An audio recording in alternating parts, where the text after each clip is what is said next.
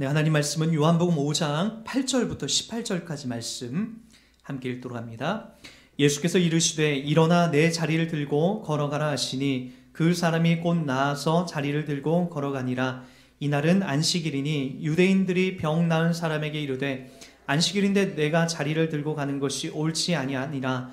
대답하되 나를 낫게 한 그가 자리를 들고 걸어가라 하더라 하니 그들이 묻되 너에게 자리를 들고 걸어가라 하는 사람이 누구냐 하되 고침을 받은 사람은 그가 누구인지 알지 못하니 이는 거기 사람이 많음으로 예수께서 이미 피하셨음이라.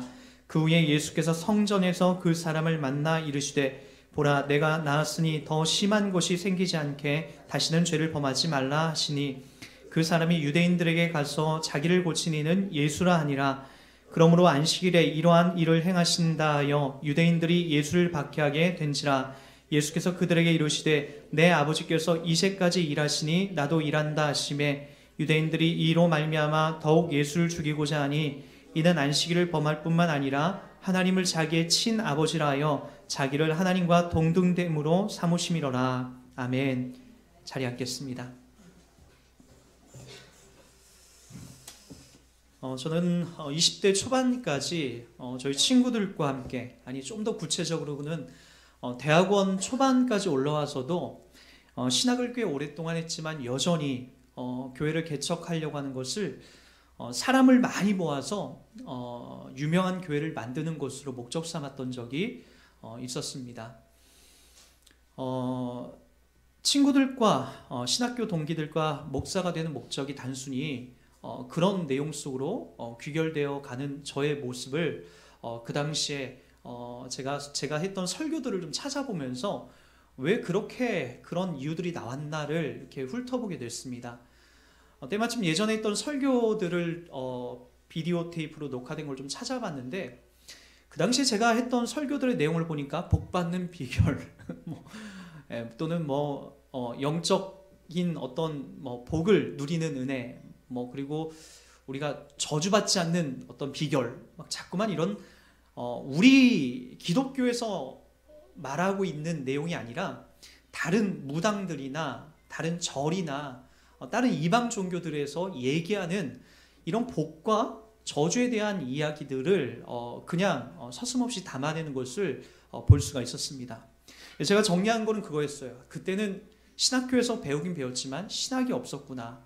하나님의 말씀에 대한 깊이도 없었구나. 그래서 그 당시에도 지금처럼 이렇게 요한복음 한 챕터를 이렇게 체계적으로 훑어가는 것이 아니라 그냥 제 마음에 성도님들의 분위기를 봐서 그리고 내가 가리키는 학생들과 또는 청년들의 그런 상황을 봐서 그냥 그 주제에 맞는 그냥 한 챕터를 뽑아서 그거에 맞게끔 이렇게 설교했던 적이 너무나 많았습니다.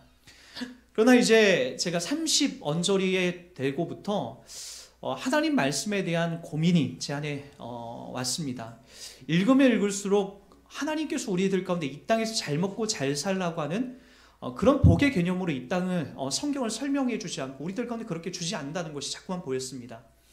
예수님께서 이 땅에 오신 것에 대해서 계속해서 기록해내기를 나를 먹어라, 그리고 나를 마셔라, 그리고 나를 통하여서 하나님 나라 영생의 길로 너희들 간다, 좁은 문으로 들어가라, 나를 부인하라, 이런 것들이 자꾸만 예전에 보이지 않던 것들이 크게 들어오더라는 거죠.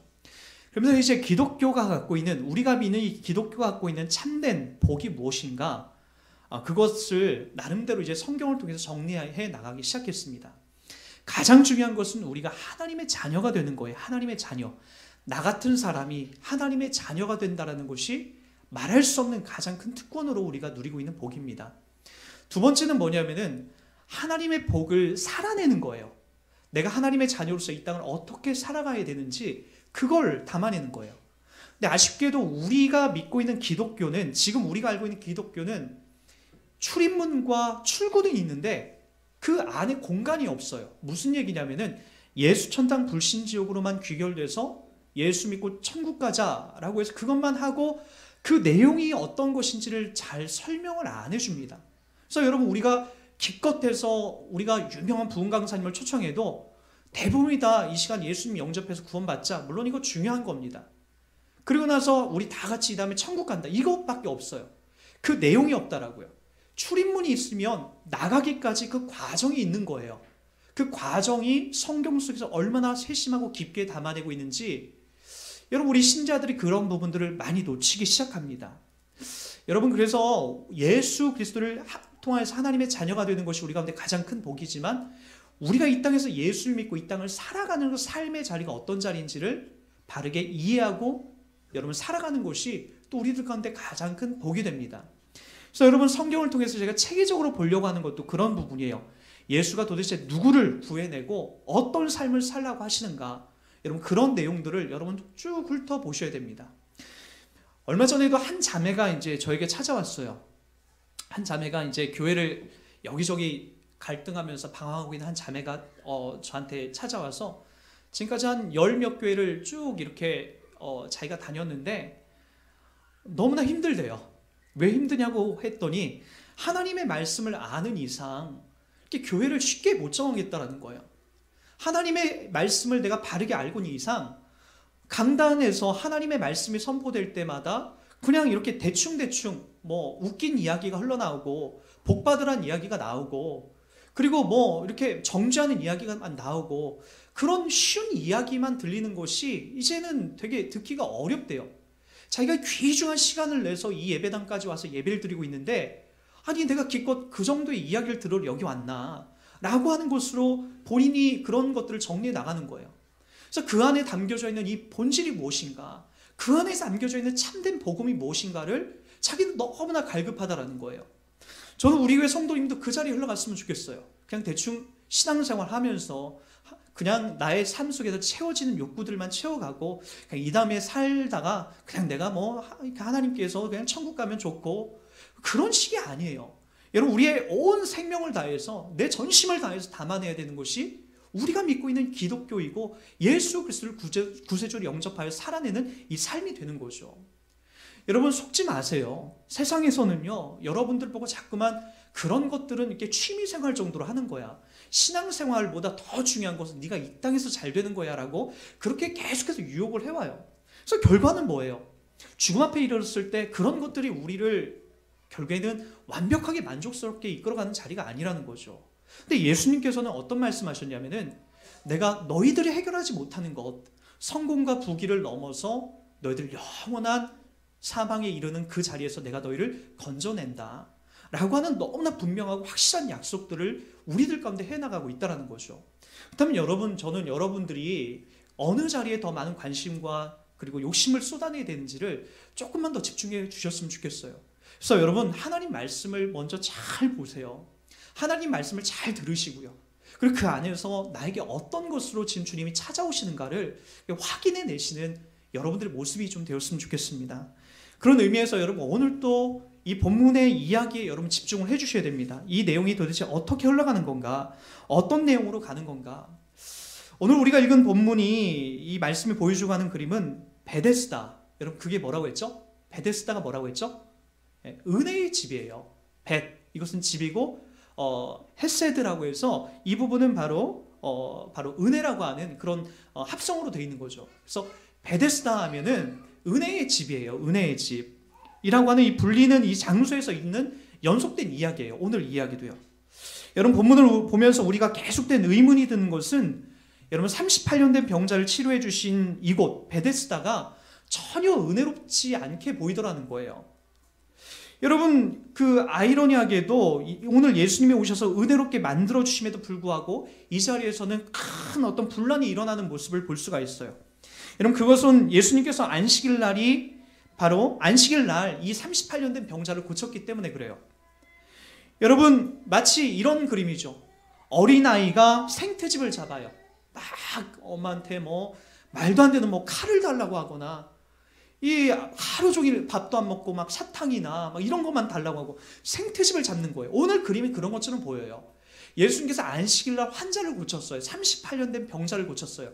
근데 거기에는 많은 종교 지도자들이, 유대인들이 뭐라고 지금 따지는 거예요. 왜 환자를 고쳤냐는 거예요. 언제? 안식일 날. 완전 생태집을 잡고 있는 거죠. 근데 의외로 기독교 신자 중에서 이런 부류의 사람들이 되게 많아요.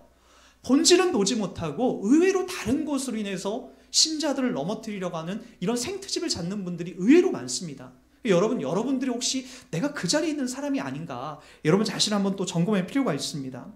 여러분, 이에 앞서서 오늘 이 본문을 잘 이해하기 위해서 여러분 지난주 본문을 잠시 한번 좀 정리하도록 할게요. 여러분 5장 2절을 다 같이 보세요. 5장 2절 다 같이 한번 읽어보도록 할게요. 시작. 예루살렘에 있는 양문 곁에 히브리 말로 베데스다라는 못이 있는데 거기에 행각 5이 있고 라고 이렇게 시작이 됩니다.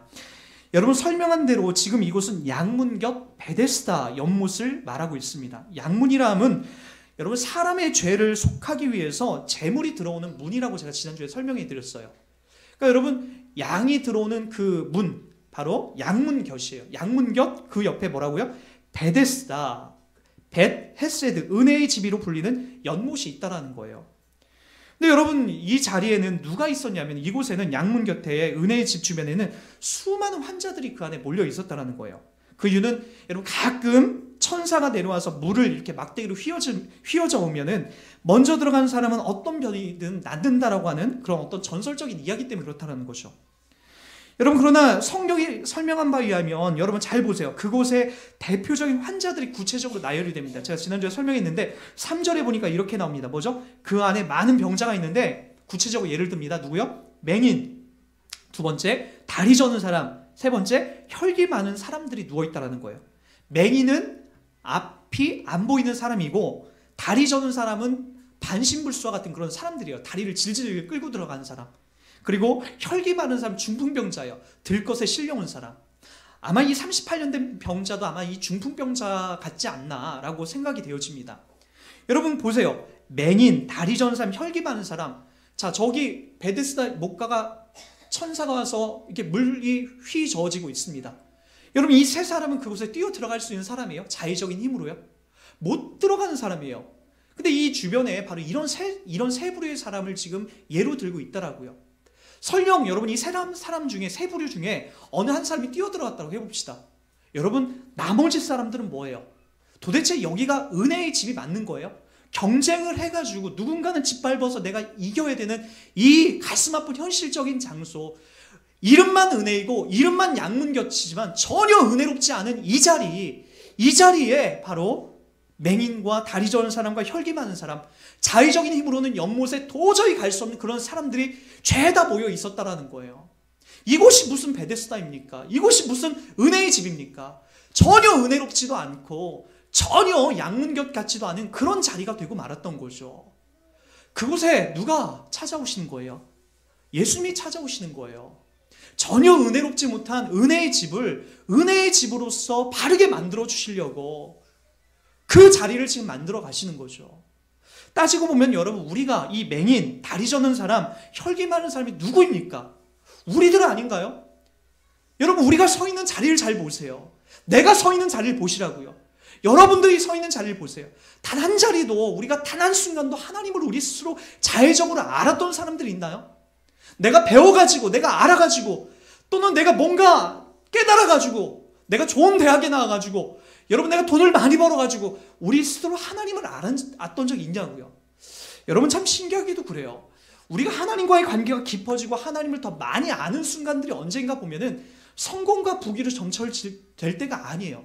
대부분이 보면은 이 땅 가운데서 뭔가 좌절감이 느끼고 실패한 자리에 있을 때에 우리는 예수님을 더 가까이 만나요. 마치 맹인과 다리 저는 사람과 혈기 많은 사람, 이 중풍병자처럼 그런 실패의 자리에 있을 때 하나님과 더 친밀해지더라고요. 저도 개인적으로 그래요. 저희 환경 속에 저희 어머니가 정신질환을 안고 계시고, 저희 아버지 위암 말기에 고통당하시고, 저는 도둑질만 하고 다니는 가장 최악의 자리에서 주님이 저를 찾아오시더라고요. 여러분들도 마찬가지죠. 이 땅 가운데 늘 성공과 부귀와 늘 잘난 맛에 살고 있는 사람들에게 우리 주님이 과연 필요한 자리가 있겠습니까? 그렇지 않죠. 실패와 좌절과 절망 속에 있는 우리들에게, 맹인 같은 보이지 않는 내일을 모르는 우리들에게, 제대로 걸어나가지 못한 우리들에게 주님이 찾아오셔서 주님을 확인시켜 주시고 주님을 믿게끔 도와주시는 거죠. 그래서 은혜의 집이에요. 교회에 오면 우리가 가장 많이 불려줘야 될 것이 이렇게 누구를 지적하고 누구를 이렇게 욕하고 평가하는 자리로 흘러가는 데가 교회가 아니에요. 교회는 덮어주는 자리예요. 기다려주는 자리예요. 그것이 은혜의 집에서 가장 많이 나와야 되는, 여러분, 내용이 되어야 되는 거죠. 그러나 여러분, 이곳은 전혀 은혜롭지 못했어요. 예수가 오기 전까지. 예수가 오셔서 그 자리에 가장 오래된, 이 자리에서 터줏대감과 같은 38년 된 이 중풍병자를, 38년 된 이 병자를 여러분 그곳에서 예수님 만나 주십니다. 아마 모든 사람이 다 지적했을 거예요. 저 베데스다 연못가에서 가장 오래 지금 있는 사람이 누구냐? 38년 된 병자라고 누구나 다 가리켰을 거란 말이죠. 그 병자를 오늘 누가 만나 주시러 가는 겁니까? 예수님이 만나 주시러 가는 거예요. 공교롭게도 그날은 안식일입니다.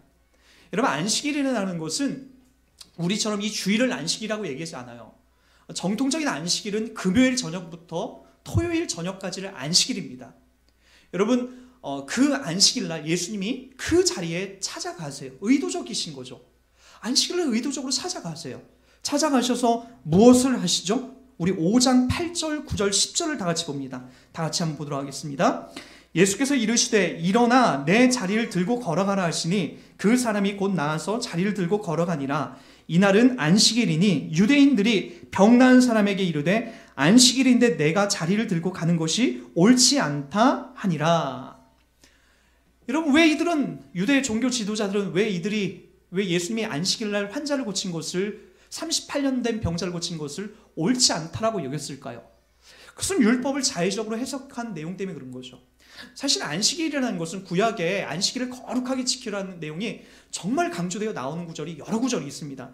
제가 대표되는 구절을 제가 두 군데를 좀 뽑아왔습니다. 먼저 이 부분이 십계명, 사계명에 등장하죠. 출애굽기 20장 8절부터 11절까지입니다. 제가 읽어드립니다. 안식일을 기억하여 거룩하게 지키라. 엿새 동안은 힘써 내 모든 일을 행할 것이나 일곱째 날은 내 하나님 여호와의 안식일인즉 너나 내 아들이나 내 딸이나 내 남종이나 내 여종이나 내 가축이나 내 문 안에 먹는 객이라도 아무 일도 하지 말라. 이는 엿새 동안에 나 여호와가 하늘과 땅과 바다의 그 가운데 모든 것을 만들고 일곱째 날에 쉬었음이라. 그러므로 나 여호와가 안식일을 복되게 하여 그날을 거룩하게 하였느니라 라고 하면서 안식일을 거룩하게 지켜라, 기억하여 거룩하게 지키라고 얘기합니다. 이걸 한 번 더 출애굽기 35장 1절부터 30절에는 조금 더 이스라엘 백성들, 말 안 듣는 이스라엘 백성들에게 조금 더 강압적인 내용으로 이제 적용을 시킵니다. 출애굽기 35장 1절부터 3절까지입니다. 모세가 이스라엘 자손의 온 회중을 모으고 그들에게 이르되 여호와께서 너희에게 명령하사 행하게 하신 말씀이 이러하니라. 엿새 동안은 일하고 일곱째 날은 너희를 위한 거룩한 날이니 여호와께 엄숙한 안식일이라. 누구든지 이날에 일하는 자는 죽일지니 안식일에는 너희의 모든 처소에서 불도 피우지 말지니라. 말 안 듣는 유대인들을 향하여서 이스라엘 히브리 백성들을 위해서 더 아주 센 내용으로서 그들을 가리킵니다. 왜 이런 안식일 죄를 주셨을까요? 여러분, 그 율법은 여러분들에게 준 것을 무겁게 짐을 지우기 위해서 주신 것이 아니에요. 율법이라는 것은 여러분, 이 안식일만 한번 예를 듭시다. 뭐 다른 것들이 너무나 많지만 안식일날 왜 아무 일도 하지 말라고 했을까요? 그냥 거룩하게 안식일을 기억하여 거룩하게 지키라고 했을까요? 왜요? 여러분, 그 안식일날만큼은 모든 동물들도 다 쉬라고 합니다. 농사를 지러 말도 끌고 나가지 말고 소도 끌고 나가지 말라고 해요. 종들도 당연히 쉬는 것이죠. 안식일은 이런 내용에서 봤을 때 누구를 위한 거예요? 기득권층, 그리고 잘 먹고 잘 사는 사람들을 위한 내용이 아니에요. 누구를? 약자예요. 그 사회 속의 지극히 약자. 여러분, 안식일날 기득권층은 종들을 부릴 힘이 있고 그리고 소와 염소들을 길러낼 그런 힘이 있어요. 그래서 종들을 그거 다 시키면 돼요. 주인은 안식일을 그냥 성전 안에 들어가서 거룩하게 지키면 돼요. 하나님이 그 꼴 못 보는 거죠. 안식일날 누구나 다 동일해야 된다. 남자나 여자나 빈부 귀천하고 종이나 그리고 주인이나 누구나 할 것 없이 이 안식일은 거룩하게 지켜야 된다. 그래서 모든 사람이 하나님 말씀 앞에 그리고 이 안식일 앞에 다 동일한 기준으로 적용이 되는 거죠. 그리고 또 이 안식일은 어떤 날입니까? 하나님의 창조자를 기억하는 날입니다. 이날 모여서 하나님 앞에 예배하고 하나님을 기억하여 하나님이 우리의 구세주 되심을 확인하는 거죠. 여러분, 구약 성경에 우리 창세기를 맨 처음에 열자마자 등장하는 것이 선악과 문제입니다. 선악과는 악한 걸까요? 나쁜 걸까요? 모든 사람들이 그런 얘기를 해요. 선악과는 나쁜 것이다. 하나님이 이 땅 가운데 그럼 나쁜 것을 왜 만들으셨겠습니까? 우리가 그거 짓고 죄 지을 것을 왜 만들으셨겠어요?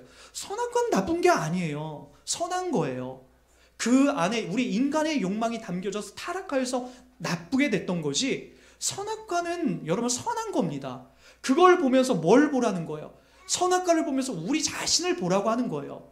아, 그렇지. 내가 이 동산의 모든 것의 주인이지만, 아, 그렇지. 저 선악을 알게 하는 나무를 하나님 먹지 말라고 하셨지. 아, 그렇구나. 내가 지켜야 될 규례가 있고 내 위에 하나님이 계시구나.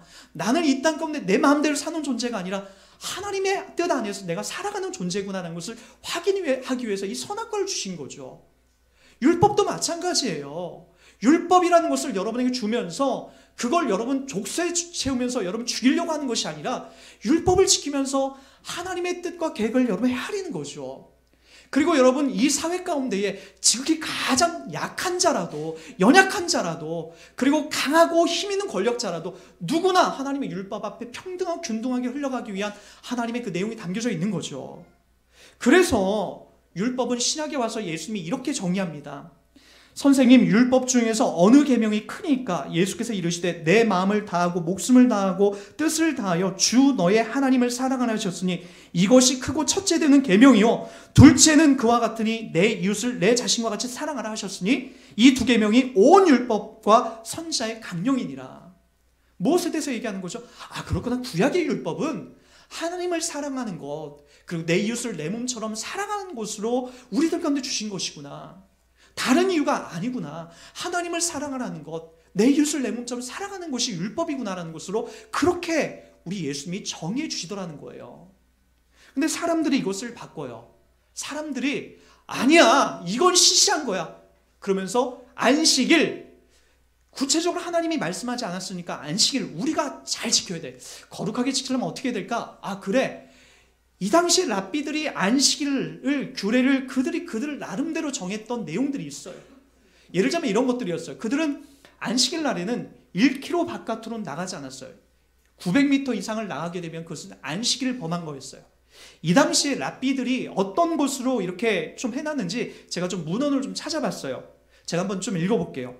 랍비 엘리에젤은 여인이 안식일에 향수병이나 헤어네트 등을 장식하고 집을 나가는 것을 허용한다. 하지만 대부분의 랍비들은 이들 모두를 금하고 있다. 한편 한 사람이 말린 무화과 용량보다 적은 양의 채소 씨앗이나 2개의 오이 씨앗, 2개의 조롱박 씨앗 등을 집에서 가지고 나간다면 그는 속죄제를 드려야 한다. 랍비 엘리에젤은 만일 한 사람의 그의 손톱이나 머리카락 등을 깎거나 뽑으면, 그리고 한 여인이 자신의 머리를 손질하거나 자신의 눈꺼풀에 화장을 하는 등의 행동을 하면 그러한 자는 속죄제를 드려야 한다고 선언한다. 또 보세요.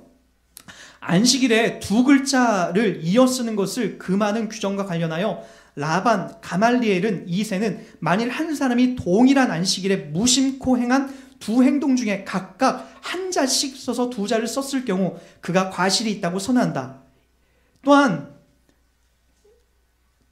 랍비 엘리에젤은 꿀벌통에서 꿀을 긁어 모으는 자는 과실이 있다고 선언한다. 왜냐하면 그는 꿀을 긁어 모으는 행동을 추수행위로 간주하기 때문이다. 랍비 요하나는 인간의 안전을 위해 전갈을 접시로 덮어놓는 행동을 허용하는 것을 달갑지 않게 생각한다. 이는 아마도 그가 그러한 행동을 동물을 사냥하는 행동으로 간주했기 때문인 것 같다. 여러분, 이 너무나 유치한 일들이에요. 이 당시에는 계란 하나의 무게도 들어서 안 되고요. 씨앗 2개를 가지고 나가서도 안 되고, 전갈이 나타났는데 그거 피해도 안 돼요. 그거 덮어놔도 안 돼요. 그거 잡아도 안 된다라고. 그거 다 안식일을 어기는 거예요. 성경이 말하고 있는 자리보다 너무나 나갔죠. 성경은 안식일에 대한 정신이 하나님을 사랑하고 내 이웃을 내 몸처럼 사랑하는 그 내용으로 흘러가고 있는데, 사람들은 그것을 안식일을 지키는 규례로서, 규칙으로서 그것을 여러 가지로 나열하여서 더 이상 사람들이 지킬 수 없는, 집안에만 옴짝달싹만 할 수밖에 없는 그런 상황으로 몰아갑니다. 최근에 저희 학교 은사님이었던 구약학 교수님이, 예전에 제가 대학원에 공부할 때 이런 얘기를 하셨던 적이 있어요. 본인이 이제 이스라엘에서 꽤 몇 년 동안 이제 유학을 하는데 그 히브리 이제 유대인 친구를 이렇게 사귀었다라고 해요. 근데 유대인 친구가 어느 날 전화가 온 거예요. 이렇게 연락이 온 거예요. 이번 주 그 금요일 날 이제 안식일이 오기 전에 이제 자기한테 전화한 거죠. 나한테 좀 와줘라, 친구야. 와줘라. 그래서 왜 그러냐? 이유는 묻지 말고 좀 와줘라. 그래서 알고 보니까 집에 갔더니 그 유대인 친구가 우리 집에 들어와서 저 방에 있는 저 불 좀 꺼달라고 하는 거예요. 왜 그랬나 싶더니 그때서 이제 이 교수님이 딱 깨달은 거죠. 안식일에 이렇게 불을 끄고 켜는 행위가 안식일을 범하는 거니까, 야, 너는 이방인이잖아. 나는 유대인이잖아. 나는 율법을 안식일을 거룩하게 지켜야 될 의무가 있단 말이야. 야, 너는 이방인이기 때문에 너는 그 불을 좀 꺼도 괜찮잖아. 불을 좀 꺼주고 가라. 라고 하면서 그렇게 얘기를 했다라고 해요. 그래서 나오면서 이제 희한하다는 거죠. 야, 자기는 율법자를 지켜서 나중에 천국을 가려고 하는 거고, 나는 이제 지옥에나 가라고 하는 그런 의미인가? 라고 그렇게 그것이 들렸다라는 거예요. 이게 얼마나 유치한 일입니까? 율법을 하나님이 그런 식으로 주지 않았는데 이 당시 랍비들은, 유대인들은 율법을 그렇게 해석한 거예요. 오늘 예수님께서 의도적으로 안식일날 찾아오셔서 38년 된 병자를 고쳐주시면서 뭐라고 해야겠지? 그냥 가라가 아니라 네 앉았던 누웠던 자리를 둘둘둘 말아서 들고 가라라고 해요. 이거 안식일 범하는 거거든요. 랍비들이 봤을 때 그거 죽일 죄거든요. 그래서 랍비들은 지금 그거엔 관심 없어요. 38년 된 병자가, 누워서 맨날 그 자리에 있었던 병자가 일어나서 고침받은 것에는 도통 관심이 없어요. 야, 너 어떻게 이렇게 회복이 됐냐? 너 38년 동안 이렇게 고통당해서 괴로웠었는데 어쩜 이렇게 깨끗하게 나았냐? 야, 진짜 하나님이 살아계신가 보다 라고 하면서 너 축하해, 우리 같이 기쁨의 잔치를 열자로 가지 않고, 일어나서 고침받은 건 도통 관심이 없고, 야, 너 안식일 범했어? 너 누가 자리 들고 일어나래? 야, 너 왜 지금 안식일 범하고 있어? 너 어디 가는 거야? 너 누가 이렇게 했어? 라고 하면서 전혀 엉뚱한 곳을 생트집을 잡고 있다라는 거죠. 여러분, 이것이 이 베데스다, 은혜의 집에서 벌어지고 있는 행위였다라는 거죠. 전혀 은혜롭지 않죠. 이건 정말로 말도 안 되는 일인 거죠. 예수님이 우리 가운데 찾아오신 가장 중요한 목적이 뭡니까? 도둑이 오는 것은 도둑질하고 죽이고 멸망시키려는 것뿐이요, 내가 온 것은 양으로 생명을 얻게 하고 더 풍성히 얻게 하려는 것이라. 요한복음 10장 10절에 분명히 우리들 가운데 그렇게 얘기하십니다. 도둑이 오는 것은 도둑질하는 것이지만, 멸망시키려는 것이지만, 내가 온 것은 양으로 생명을 얻게 하고 더 풍성히 얻게 하려는 것. 오늘 예수님과 유대의 랍비들이 다른 건 뭐죠? 도둑이죠. 유대 랍비들은 다 도둑이에요. 그들은 도둑질하고 죽이고 멸망시키는 것에만 관심이 있고 살리는 것엔 도통 관심이 없어요. 그러나 예수님은요, 이 땅에 오셔서 38년 동안 절망과 좌절뿐이, 내일에 대한 희망과 기대감이 없는 사람들을 주님이 찾아내셔서 그 사람에게 생명을 얻게 하고 더 풍성히 얻게 하는 그 자리로 주님 만들어 가시더라는 거예요. 여러분, 우리도 마찬가지예요. 우리가 서 있는 자리, 우리가 누리는 자리를 보세요. 여러분, 하나님께서 이러한 풍성한 은혜로 우리의 모든 이성과 합리적인 법칙을 뚫고 우리를 구해내지 않습니까? 많은 사람들이 그런 얘기를 해요. 저도 교회를 다니면서, 야, 예수님 만나려면 너 어떻게 해야 되냐라고 이렇게 물어보면은 많은 분들이 이제 소위 대답하기를, 저 산에 올라가서 40일 금식기도 하면, 매일매일 철야기도 하면 예수님 만날 수 있다고 그렇게 많은 분들이 얘기해요. 저도 그 언저리 비슷하게 해봤어요. 산에 가서 소나무 붙잡고 주님 만나게 해달라고 간절히 막 기도도 해보고 금식도 좀 해보고요. 뭐 40일 그런 건 안 해봤지만 짧게 죽을까봐 한 3, 4일 정도는 해봤어요. 그런 것도 해보고 정말 교회에서 열심히 봉사도 해보고, 근데 그런 자리에서 주님을 만나는 건 줄 알았어요. 다들 그렇게 알려줬거든요. 근데 여러분, 그런 자리가 아니더라고요. 주님이 날 만나주실 자리를 보니까 정말 내가 은혜 받을 수 없는 자리, 말할 수 없는 자리, 절망과 좌절밖에 없었던 그 자리에 주님이 찾아오시더라는 거라고요. 우리가 믿는 기독교가 그런 자리예요. 여러분들에게 찾아오신 자리가 38년 된 병자, 아무런 희망과 아무런 낙이 없고 내일에 대한 기대가 없는 그런 사람들에게 주님이 찾아오셔서 하나님의 사랑과 은혜를 베풀어 주시더라는 거예요. 근데 우리는 여전히 교회 가운데서 어떤 걸 가르치죠? 야, 너 주님 만나려면 금식해야 돼. 야, 너 주님 만나려면 기도원 갔다 와야 돼. 그래야 주님 만나. 다 그 자리로 흘러가요. 그렇지 않아요. 하나님이 만나주시는 자리 보십시오. 40일 금식성회하는 산상성회에서 이 자리에서 주님을 만나준 것이 아니라고요. 자기 힘으로는 아무것도 할 수 없는 그 자리에 38년 된 자리, 중풍병자, 맹인, 그리고 이 다리 저는 자, 더 이상 희망과 낙이 없는 그 자들을 주님 만나주시는 걸 볼 수가 있더라고요. 근데 우리는 여전히 뭘 얘기하죠? 야, 주님 만나기 위해서 어디 가야 돼? 주님 만나기 위해서 어느 교회를 가야 돼? 주님 만나기 위해서는 어느 산상 집회를 가야 돼? 그런 걸로 우리를 몰아제껴요. 저는 제 인생 속에서 가장 제가 학창시절 때 무서웠던 분이 있어요. 산에 가서 아미산 기도원에 가서 20일 금식 기도하고 오신 그 안수 집사님이 전 지금도 무서워요. 거기만 갔다 오면 저희들 학생들을 잡아 죽이려고 해요. 이놈의 새끼들 성경책 가져와. 이거 봐봐. 이놈의 새끼들 다 청소해. 이놈의 새끼들 금식 기도해. 야, 이놈의 새끼들 네 다음번에 나하고 저 산기도 금식 기도하러 같이 가야 돼.